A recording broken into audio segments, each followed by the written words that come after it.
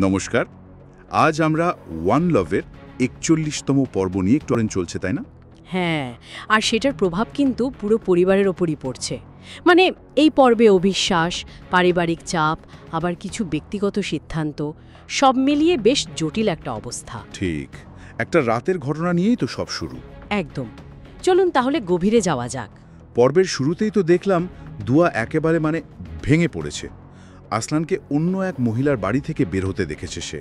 হ্যাঁ, জিরান মানে এলহানের যে বান্ধবী, আসলান যদিও বোঝাতে এসেছিল, কিন্তু দুয়ার পক্ষে সেটা বিশ্বাস করাটা খুব কঠিন হয়ে গেছিল তখন। সে তো সোজা জিরানের বাড়ি চলে গেল। বেশ রেগেছিল, বোঝাই যাচ্ছিল।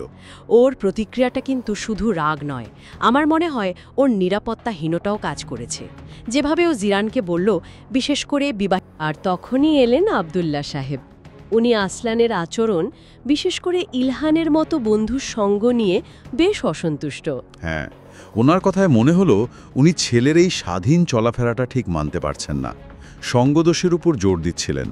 প্রজন্মের একটা সংঘাতও যেন ফুটে উঠল, তাই না? বাবার ইচ্ছে আর ছেলের নিজের রাস্তা।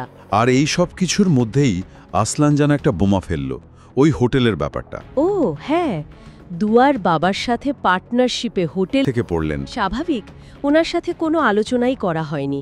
উনি তো বলেই দিলেন, ব্যবসায় লাভ লস যাই হোক, দায় আসলানের। পরামর্শ না করায় যে উনি ক্ষুব্ধ, সেটা বেশ বোঝা গেল।